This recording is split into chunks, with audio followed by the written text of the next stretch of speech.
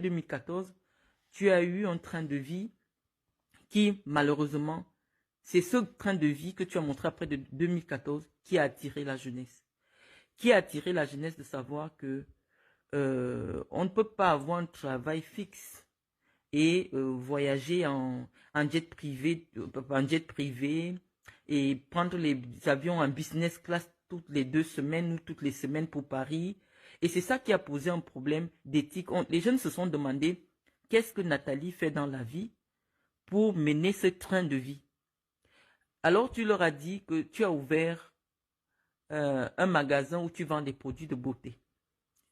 Les jeunes ont dit, ah, donc quand on vend des produits de beauté, ça permet de mener le train de vie de Nathalie.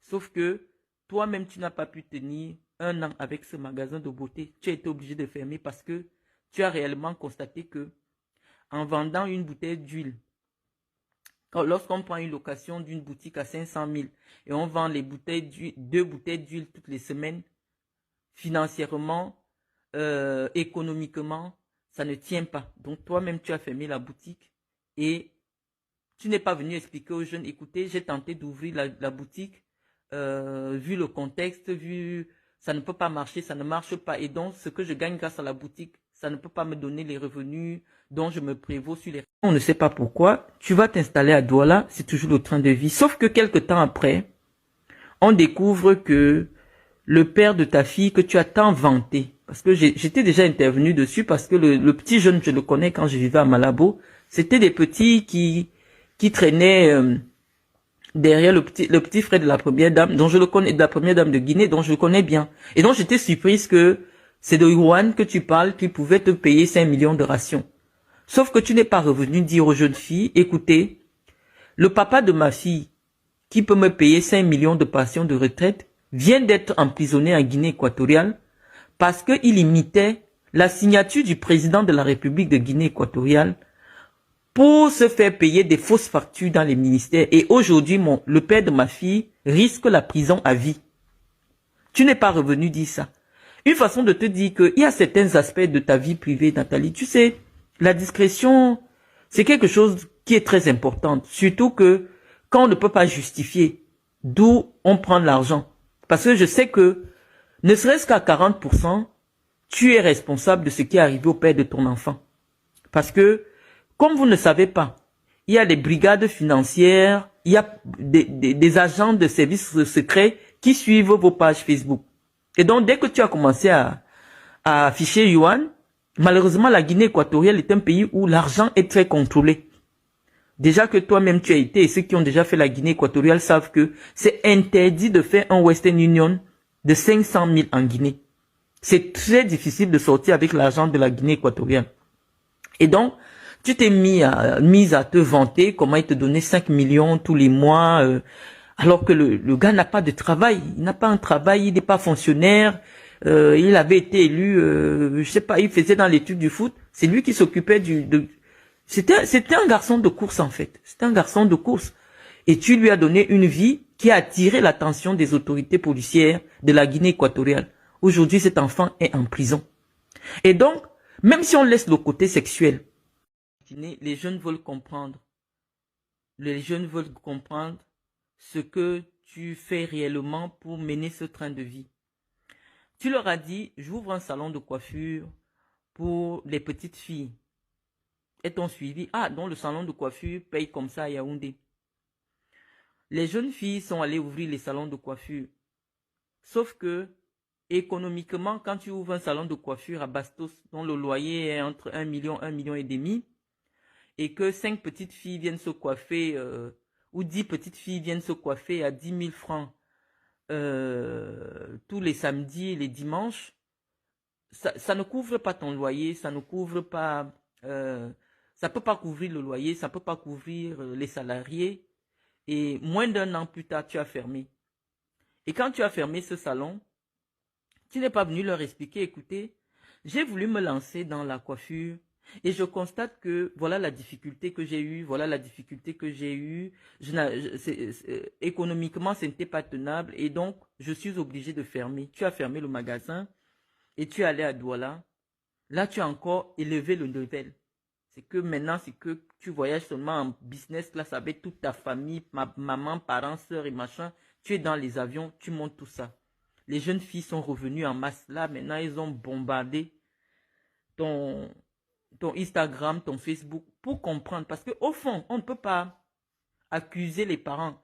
L'image de réussite que tu reflètes sur les réseaux sociaux, les jeunes filles ont besoin de comprendre qu'est-ce que toi tu fais. Parce que, quoi qu'on dise, hein, j'ai salué déjà ton courage dans un premier direct, quoi qu'on dise, une personnalité qui est sortie des difficultés et qui s'en sort au niveau où tu t'en sors, et tu ne caches pas, tu peux payer une école de 12 millions de francs CFA à ton enfant, tu peux louer une maison de 2 millions dans un quartier UP à Douala, tu changes de voiture, tu achètes une voiture de près de 20 millions à ta fille.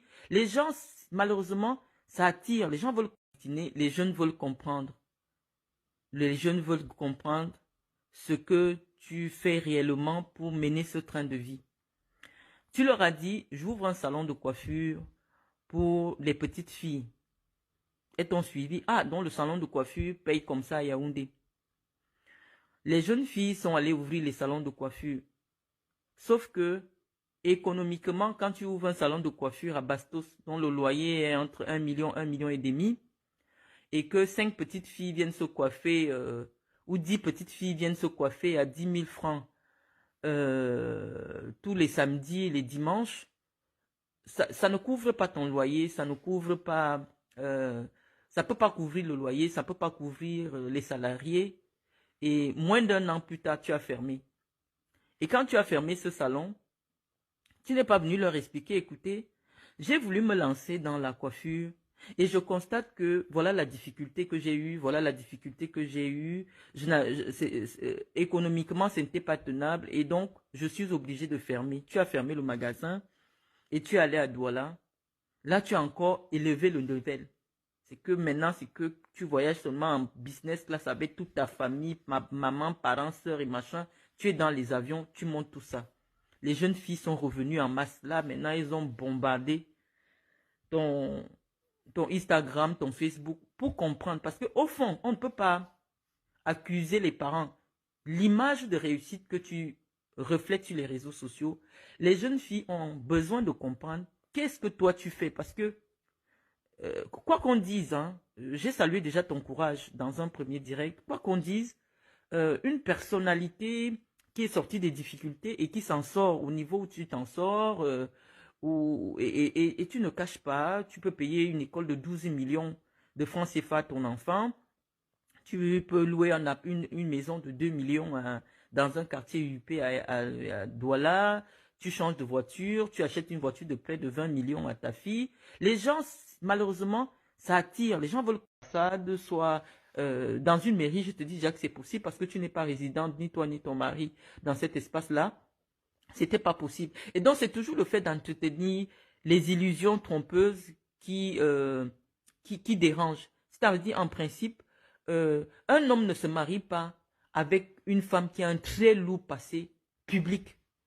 Et c'est ce que je t'avais déconseillé quand tu avais sorti le livre Revenge Porn, que Nathalie, tu viens de te flinguer une balle dans le pied.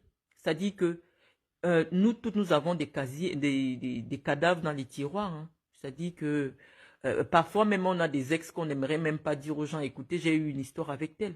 Mais toi, tu as choisi de graver ton passé sur des supports qui ne vont jamais disparaître de toute ta vie. Et donc, la jeunesse féminine veut comprendre que, donc je peux faire du sale, et même le rendre public et trouver quand même un homme respectable qui m'épouse.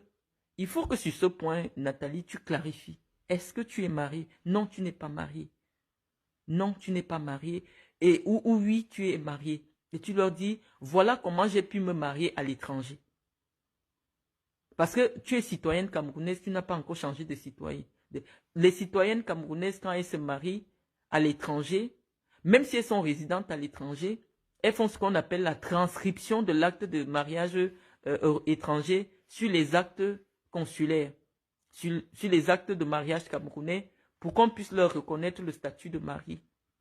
Donc, Au moins, si tu t'expliquais déjà sur des parties comme ça, les enfants allaient dire que oui, effectivement, je peux finir de faire des sodomies, des partous et tout. J'écris même ça dans les livres. Mais il y a un homme, un grand directeur, qui peut prendre sur lui de m'accepter avec mon passé. Donc, je dis, c'est ce jeu trouble-là qui fait en sorte que euh, les gens se disent que tu es un cancer pour la société camerounaise. Tu n'es pas obligé d'exister dans le sens que tu veux.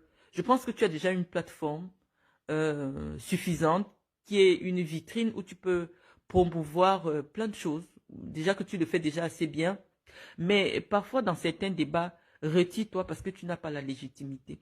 Malheureusement, on te le dira toujours. Je suis peut-être la personnalité qui avait écrit au recteur de l'université de Douala, catholique, lorsque tu étais annoncé pour faire une conférence. Je n'avais pas trouvé en quoi ta personnalité pouvait être inspirante pour des jeunes filles qui sont à l'université catholique.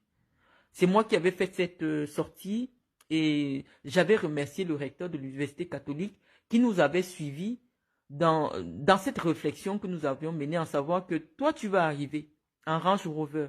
La Range Rover, c'est 80 millions de francs CFA. Tu vas leur dire que je voyage 2 fois par mois en business class sur Air France. Business class sur Air France, c'est 3 600 000, 4 millions parfois. Et toutes les 2 semaines ou toutes les 3 semaines, je suis dans SAD, soit dans une mairie. Je te dis déjà que c'est possible parce que tu n'es pas résidente, ni toi ni ton mari, dans cet espace-là.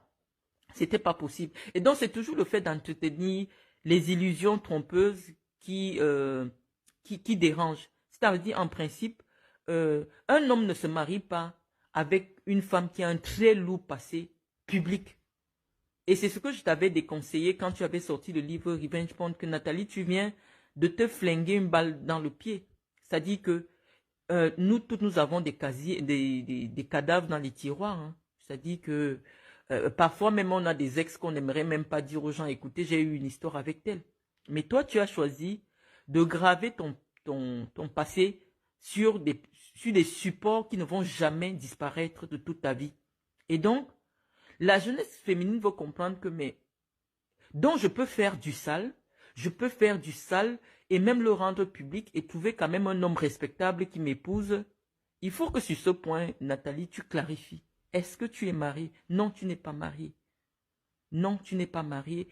Ou oui, tu es mariée. Et tu leur dis, voilà comment j'ai pu me marier à l'étranger. Parce que tu es citoyenne camerounaise, tu n'as pas encore changé de citoyen. Les citoyennes camerounaises, quand elles se marient à l'étranger, même si elles sont résidentes à l'étranger, elles font ce qu'on appelle la transcription de l'acte de mariage étranger sur les actes consulaires, sur les actes de mariage camerounais, pour qu'on puisse leur reconnaître le statut de mari. Donc, au moins, si tu t'expliquais déjà sur des parties comme ça, les enfants allaient dire que oui, effectivement, je peux finir de faire des sodomies, des partous et tout. J'écris même ça dans les livres. Mais il y a un homme, un grand directeur, qui peut prendre sur lui de m'accepter avec mon passé. Donc, je dis, c'est ce jeu trouble-là qui fait en sorte que les gens se disent que tu es un cancer pour la société camerounaise. Tu n'es pas obligé d'exister dans le sens que tu veux. Je pense que tu as déjà une plateforme suffisante qui est une vitrine où tu peux promouvoir plein de choses. Déjà que tu le fais déjà assez bien. Mais parfois, dans certains débats, retire-toi parce que tu n'as pas la légitimité. Malheureusement, on te le dira toujours. Je suis peut-être la personnalité qui avait écrit au recteur de l'université de Douala, catholique, lorsque tu étais annoncé pour faire une conférence. Je n'avais pas trouvé en quoi ta personnalité pouvait être inspirante pour des jeunes filles qui sont à l'université catholique. C'est moi qui avais fait cette sortie et j'avais remercié le recteur de l'université catholique qui nous avait suivis dans cette réflexion que nous avions menée, en savoir que toi, tu vas arriver en Range Rover. La Range Rover, c'est 80 millions de francs CFA. Tu vas leur dire que je voyage 2 fois par mois en business class sur Air France. Business class sur Air France, c'est 3 600 000, 4 millions parfois. Et toutes les 2 semaines ou toutes les 3 semaines, je suis dans 2014. Tu as eu un train de vie qui, malheureusement, C'est ce train de vie que tu as montré après de 2014 qui a attiré la jeunesse. Qui a attiré la jeunesse de savoir que on ne peut pas avoir un travail fixe et voyager en jet privé et prendre les avions en business class toutes les 2 semaines ou toutes les semaines pour Paris. Et c'est ça qui a posé un problème d'éthique. Les jeunes se sont demandé qu'est-ce que Nathalie fait dans la vie pour mener ce train de vie. Alors tu leur as dit que tu as ouvert un magasin où tu vends des produits de beauté. Les jeunes ont dit, ah, donc quand on vend des produits de beauté, ça permet de mener le train de vie de Nathalie. Sauf que toi-même, tu n'as pas pu tenir 1 an avec ce magasin de beauté. Tu as été obligé de fermer parce que tu as réellement constaté que en vendant une bouteille d'huile, lorsqu'on prend une location d'une boutique à 500 000 et on vend les bouteilles d'huile, 2 bouteilles d'huile toutes les semaines, financièrement, économiquement, ça ne tient pas. Donc toi-même, tu as fermé la boutique et tu n'es pas venu expliquer aux jeunes, écoutez, j'ai tenté d'ouvrir la boutique, vu le contexte, ça ne peut pas marcher, ça ne marche pas. Et donc, ce que je gagne grâce à la boutique, ça ne peut pas me donner les revenus dont je me prévaux sur les